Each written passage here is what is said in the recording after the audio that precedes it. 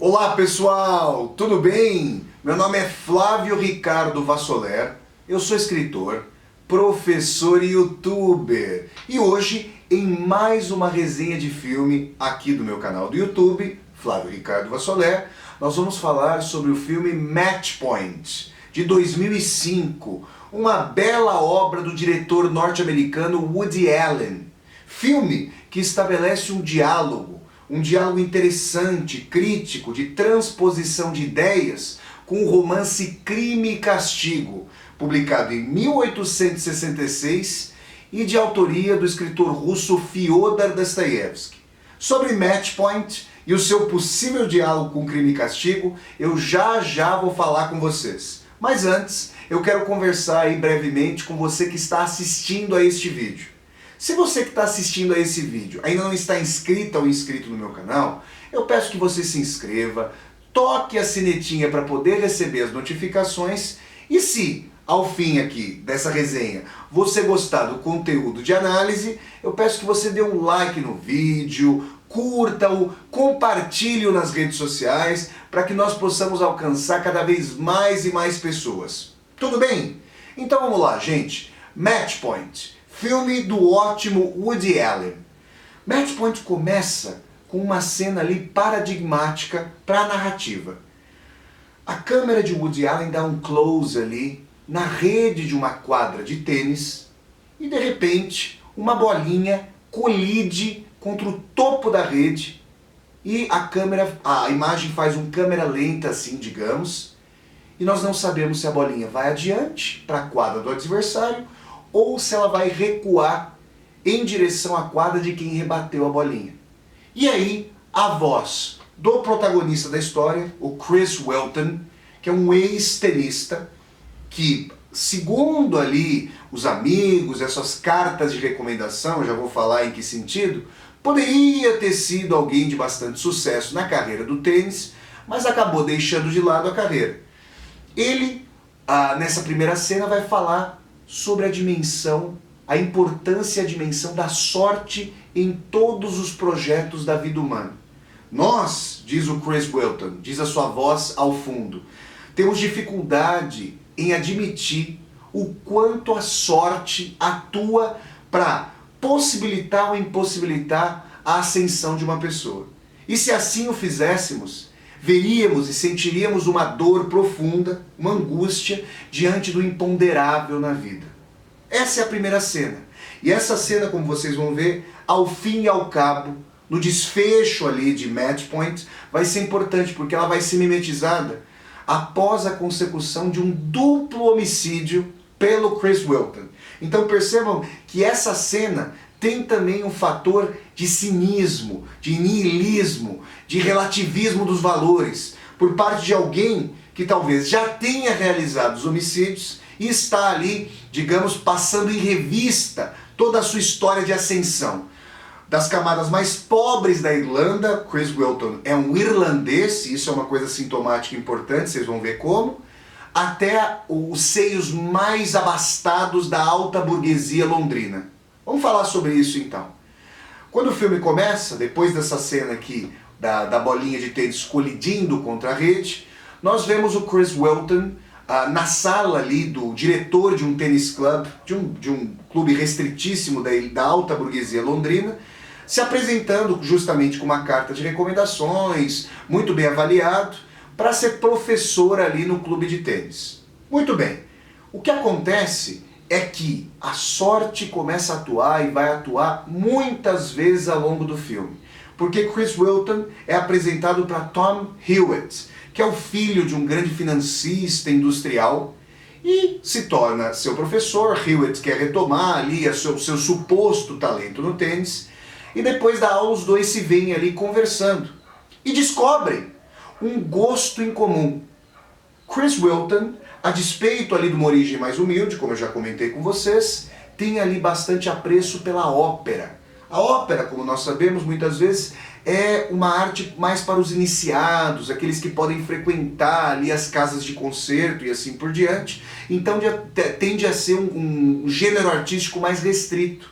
Nós ficamos pensando E é interessante fazer essa reflexão, depois que nós já vimos Match Point e tendemos a rever o filme, se Chris Wilton tinha ali uma disposição própria para gostar da ópera, ou se já estava instrumentalizando seus gostos para tentar trazer algum tipo de proximidade, de gosto parelho com os membros da elite dos quais ele gostaria de se aproximar. Isso é uma coisa que não é passível de resposta, mas de qualquer maneira, quando Tom Hewitt sabe que Chris Wilton gosta de ópera, é aí que ele faz um convite para o professor de tênis, de modo que o professor de tênis se vê levado até o camarote do pai de Tom Hewitt, um camarote ali maravilhoso, sobrelevado, para poder assistir a ópera. E é lá, nesse camarote, que Chris Wilton conhece a meiga e doce Chloe, irmã do Tom. A irmã do Tom começa ali a se engraçar com Chris Wilton, e aqui já é importante dizer que Woody Allen trabalha bastante com os estereótipos, com a dimensão ali das possibilidades ou impossibilidades das personagens, também em função da sua aparência, se são bem apessoadas ou não. Chris Wilton, a despeito da sua origem mais humilde, é alguém que tem ali um charme, uma atratividade e vai saber aproveitar as oportunidades para se aproximar da Chloe. Muito bem, vocês vão percebendo ali de que se trata. No começo da trama, a câmera do Woody Allen faz questão de mostrar Chris Wilton lendo Crime e Castigo, Crime and Punishment, Prestouplenie e Naказание, para a gente usar o título original em russo, a partir de uma versão da Penguin Books. E aí, a gente fica pensando, bom, Chris Wilton, além de gostar de ópera, é um leitor contumaz de Fyodor Dostoiévski, esse grande autor russo. Mas Woody Allen não vai fazer com que ele seja apenas e tão somente um leitor. Ele vai fazer ruminações importantes e pragmáticas e interessantes sobre as premissas de Rodion Romanovich Raskolnikov, que é o protagonista de Crime e Castigo, e as suas adaptações, as suas transformações rumo ao século XXI. Rodion Romanovich Raskolnikov, o protagonista de Crime e Castigo, tem a mesma origem social, tem uma origem social parelha em relação a Chris Wilton. No caso de Raskolnikov, um ex-estudante de direito, pauperizado, que tem um projeto. Roubar ali as quinquilharias que ele havia empenhado, os bens da usurária Aliona Ivanovna, que ele chama, vejam, palavras de Raskolnikov, de piolho humano, para trazer um novo projeto para a humanidade. Isso ele diz e nunca determina o que ele quer fazer. Mas é importante frisar que se trata, em Crime e Castigo, de um teste nihilista, de um teste amoral. Em meio ao século que havia matado Deus, ou que começara a morte histórica de Deus, com o cientista inglês Charles Darwin, criticando radicalmente o criacionismo bíblico, trazendo a dimensão de que homens e mulheres, os homo sapiens, são provenientes dos símios, dos macacos, e não ali de uma retorta de Deus, de uma criação bíblica. O século que havia trazido de volta para a humanidade o poder de intervenção na natureza com a Revolução Industrial, alienando e exilando Deus ali num local ali longínquo, no céu longínquo, esse século de pujança da tecnologia e das descobertas científicas que se estende até hoje, é um século ali que trazia o fardo, pensa Raskolnikov, de 1800 anos, como a gente está falando do século XIX, de não matarás. E Raskolnikov então pensa que se Deus não existe, tudo é permitido e que então é possível matar ou não matarás, para que o indivíduo saiba se tem a possibilidade de se tornar um ser extraordinário, alguém que pode pisar sobre os escombros do decálogo de Moisés, sobre os escombros da lei divina e tomar para si o gládio e o poderio. Esse é o teste nihilista do Raskolnikov. E ele vai cometer, vejam vocês, 2 assassinatos em função disso. Ele planeja o assassinato de Aliona Ivanovna e, inusitadamente, a sua irmã, que não estava ali nos planejamentos nihilistas do protagonista de Dostoiévski, aparece. E aí ele acaba tendo que matá-la para queimar arquivo. Dostoiévski é simbólico e sintomático nesse sentido. Se você cruzou a fronteira uma vez, por que você não vai cruzar uma segunda vez?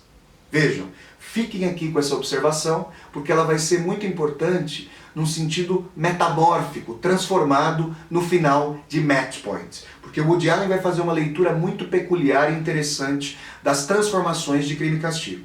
Muito bem, eu havia dito para vocês que Chris Whelton está entrando ali no seio da alta burguesia londrina a partir do seu convívio com a família Hewitt.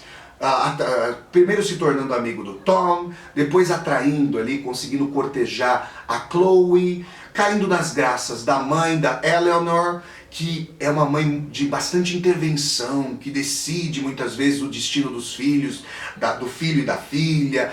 Ela, por exemplo, vamos lá, não gosta da Nola Rice. Quem é a Nola Rice? A Nola Rice é uma equivalente feminina de Chris Whelton. Nola Rice é interpretada, e eu diria mais, eternizada até, porque é uma interpretação muito boa, pela atriz estadunidense Scarlett Johansson. Nola Rice é uma aspirante à atriz ali no filme, que saiu do interior dos Estados Unidos e veio para Londres tentar a sorte ali. Olha que interessante, numa sociedade ali machista e patriarcal, o Chris Whelton não é tido, digamos, como alguém ali, como um alpinista social. Ele é considerado, ele é aceito. A mãe da Chloe, né, a matriarca ali da família, não aceita a Nola Rice, ainda que o seu filho, bastante remediado, possa, digamos, ampará-la financeiramente. Nola Rice acaba estragando continuamente a sua carreira, a sua tentativa de ser atriz.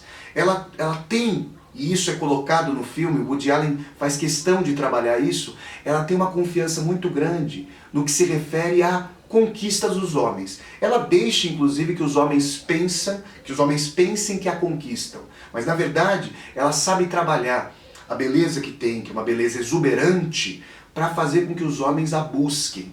E isso é uma coisa interessante. E o Woody Allen está trabalhando, como eu já disse, com esses estereótipos.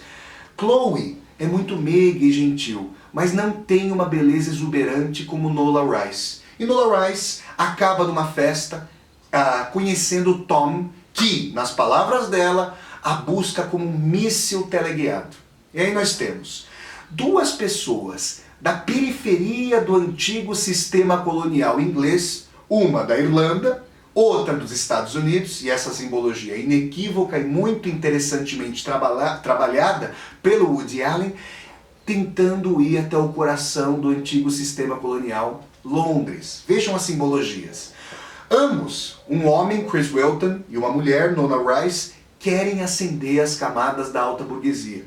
E, uma vez que são desprovidos dos meios de produção, estão usando a sua aparência, a sua inteligência, a sua esperteza como ativos, como instrumentos, meios com vista a fins. É assim que o Woody Allen faz um diagnóstico de época tétrico, mercantilizado, de puros interesses, de relações muitas vezes desprovidas de afeto e que se voltam ali para uma forja de conquista de sucesso e dinheiro e prestígio a todo custo.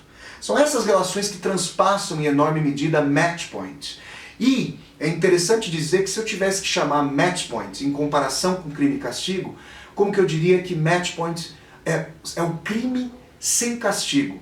Porque, diferentemente da dor moral que venha sentir Raskolnikov depois de ter aspergido sangue alheio, vocês vão ver que Chris Whelton não se mostra propriamente acossado. Então, nós temos ali essas quatro personagens, Tom e Chloe, os irmãos, por sua vez ali, acompanhados de Nola Rice e Chris Whelton. Eles vão se conhecendo, mas acontece que Woody Allen é exímio em complicar a trama. Por quê? Porque Chris Whelton percebe que Nola Rice pode ser também cortejada, a despeito de ela ser namorada da irmã da sua ali pretendente, da sua também namorada, potencial noiva e esposa. E Chris Whelton vai fazer exatamente isso. Chris Whelton, a despeito dos seus cálculos racionais, racionais e instrumentais, de meios com vista a fins, é alguém ardoroso, é alguém que percebe a tragicidade da vida. O seu ardor por ópera vai ali naquela dimensão dos assassinatos da ópera. No próprio Dostoiévski, no gosto de Dostoiévski, ele está percebendo essa dimensão de personagens que, a despeito de compreenderem o mundo racionalmente, eventualmente agem, isso é um tema recorrente entre as personagens de Dostoiévski, contra os seus próprios interesses. E é nesse sentido que Chris Wilton ardorosamente vai até a Nola Rice. Se a Chloe é gentil, é meiga, mas não lhe provoca, e isso é bem trabalhado pelo diretor Woody Allen, o mesmo ardor que Nola Rice pode provocar, é em cima dela que ele vai dar. E aqui, gente, o componente da sorte, sobre o qual eu falei no começo, é um componente fundamental. Chris Wilton sabe manejar as palavras, sabe não contradizer a Chloe, para fazer com que ela também vá percebendo o que ele quer da vida, ela percebe que ele alugou uma casa mais humilde, e aí ela vai abrindo as empresas do pai, ela vai sabendo conversar com o pai para fazer com que Chris Wilton ascenda na hierarquia da empresa, aquele protegido da família dentro de uma empresa que provoca tanto ciúme e tantas rivalidades entre aqueles que não têm o benefício e o privilégio de pertencerem a um determinado clã dono de uma empresa. Então, é importante dizer que a meiguice da Chloe é uma meiguice também interessada. Por quê? Ela quer viabilizar uma ascensão profissional do Chris Wilton mais rápida, porque ela já imagina, e depois do casamento ela é objetiva e direta ao dizer isso, que ela quer ser uma mãe jovem e que ela quer que ele forneça a ela, olha o termo, 3 filhos. E assim a relação, o Woody Allen vai mostrando, fica sendo.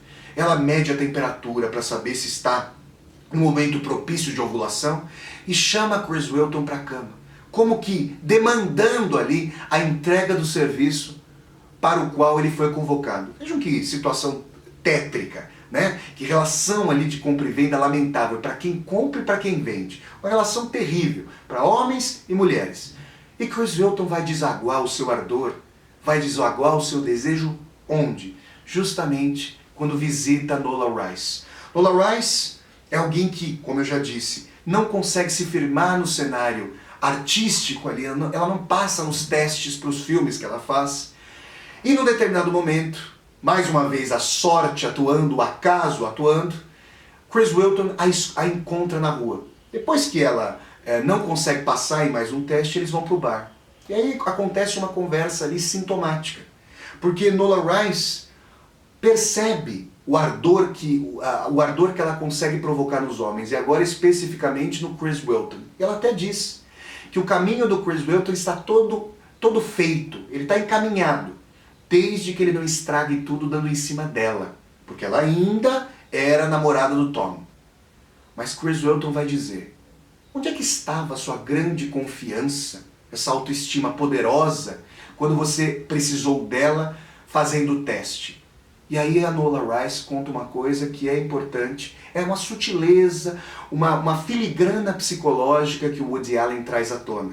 Ela conta que viveu sem a figura do pai, que abandonou a família, e que sua irmã, muito mais bonita que ela, e vale frisar que a Nola Rice é uma mulher bastante exuberante, a sua irmã tem uma beleza clássica, diferentemente dela, que desperta mais o ardor dos homens. Então a gente pode imaginar que muito da autoestima baixa, carente, digamos, de falha diante dos obstáculos na Nola Rice, vem ali de uma ausência de uma figura de pai que lhe daria guarida, ainda mais numa sociedade patriarcal como essa, que como que tolhe em boa medida a identidade da mulher, e aí ela procuraria ali num homem algum tipo de afirmação para sua própria identidade. É em cima disso que Chris Wilton vai trabalhar. Por quê? Porque chega um momento que a mãe de Tom vai rejeitando de tal maneira a Nola Rice que ele vai encontrar uma moça justamente de beleza clássica com quem ele possa se casar. E então, Chris Wilton vai aproveitar a situação em mais um encontro casual com a Nola Rice, se transforma em amante dela. E vai cozinhando galo, os dois vão saindo, os dois vão namorando, os dois ali vão tendo um caso extraconjugal, e é ali que Chris Wheaton pode extravasar o seu desejo, a sua luxúria, fazer amor de uma maneira tresloucada que ele não tem dentro da sua casa. Isso é um aspecto que o Woody Allen traz à tona e trabalha. O que acontece? A situação poderia ir se desenrolando dessa forma, Chris Wheaton poderia ter um caso conjugal, mas num determinado momento, Woody Allen, que é aquele que manipula o acaso, nesse paradoxo artístico interessante de trazer o acaso, o movimento do acaso no conteúdo do filme, mas ter que produzi-lo, ter que fazer com que o acaso não seja cego esteticamente, na montagem da forma, esse paradoxo saboroso de Woody Allen nesse filme Match Point, a Nola Rice, num descuido do Chris, mostrando que o ser humano, obviamente, não é de todo racional, que está cheio de impulsos, que está cheio de desejos, que está cheio daquilo que o Sigmund Freud, esse grande psicanalista austríaco, chamaria de pulsões. Chris Wheaton acaba engravidando Nola Rice, porque ele tem tanta volúpia, ele a visita com tanta frequência, inusitadamente, que num determinado momento ele não estava preparado, não tinha preservativos para fazer sexo com ela. E agora? Se ele abandonar a sua esposa Chloe, se ele deixar ali o berço esplêndido da alta burguesia, ele teria então que trabalhar efetivamente, apesar de que ele estava sendo bem sucedido na empresa, ele estava estudando, estava conseguindo ali galgar posições na empresa. Claro que sob a guarida, sob as asas ali do pai da Chloe, mas ele estava conseguindo ali perfazer uma certa carreira de sucesso dentro da empresa. Mas ele teria que deixar o emprego, ele teria que morar num lugar mais humilde. Ele então abraçaria um caso de amor com a Nola Rice, que de fato gostava dele, passou a gostar dele. E depois de ter feito 2 abortos, e segundo ela, pela vontade dos companheiros que ela teve, um primeiro namorado de adolescência e depois para o próprio Tom Hewitt, que então namorou a moça, pediu que ela abortasse, e ela consentiu, ela quis também fazê-lo, mas não pensava em levá-la para o seio de sua casa. No 3º filho, ela diz, não vou abortar mais, e talvez esse filho tenha sido uma bênção para nós. Esse filho tenha sido uma redenção para que nós fiquemos juntos. É aí que entra a dimensão tétrica, nihilista, e eu diria mais, maquiavélica de Chris Wheaton e da sua leitura de mundo horripilante. Por quê? O velho Maquiavel, Nicolau Maquiavel, esse florentino do século XVI, autor ali dessa obra que entrou para a história da análise política, O Príncipe, dizia que não adianta ter virtude, ter talento para fazer uma leitura efetiva e atuar na realidade. Isso que é muito importante, é preciso ser transpassado com a dimensão da sorte, ou, ele vai dizer, da fortuna, que é uma deusa volúvel. Por vezes você tem a capacidade, você tem o talento, mas as circunstâncias não se mostraram favoráveis, e se elas se mostrarem favoráveis, você tem que incorporar a virtude com o seu talento para tomar atitude e abocanhar a relação. Agir no mundo de maneira a concretizar talento com sorte. Chris Wheaton vai fazer esse cálculo. E uma vez que Nola Rice está grávida, ele, que tem mais luxúria do que propriamente amor, ele que não é uma esposa, mas também não desgosta, porque o que é o amor perto do privilégio social, de morar num apartamento maravilhoso e suntuoso à beira do Tamsa, essa coisificação das relações, esse caráter lamentável de reduzir os afetos a um ativo de empresa, a uma relação mercadológica, é o que faz com que Chris Wheaton faça o cálculo de que ele tem que matar Nola Rice para tirá-la do seu caminho e continuar ali com seu projeto de ascensão social e entronização. Ele, de origem irlandesa e mais pobre, nos seios da alta burguesia londrina. E é aí que Chris Wheaton vai fazer um cálculo para simular um latrocínio, tendo que matar primeiramente uma senhora como a Leone Ivanova do Crime e Castigo, que mora no apartamento em frente ao de Nola Rice, porque essa senhora o viu entrar em determinado momento no apartamento de Nola Rice. Vejam, Raskolnikov mata uma segunda pessoa como um dano colateral, digamos assim. como alguém que aparece e, por ter visto o assassinato, precisa ser morta para que aquele homicídio seja completamente encoberto. No caso de Chris Welton, primeiro ele simula um assalto à casa da senhora, leva alguns pertences e, sabendo o horário da chegada de Nola Rice do emprego, seu emprego modesto, numa loja ali de Londres, numa loja de roupas, ele a mata também. E vocês acham que ele é acossado por remorsos? Olha, em determinado momento sim.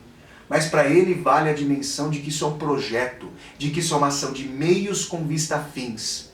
E aí, nesse sentido, Chris Welton leva algumas posses e numa cena emblemática, mimetizando a cena inicial da bolinha de tênis contra a rede, ele joga um anel contra o Tamsa, em direção ao rio Tamsa que corta Londres.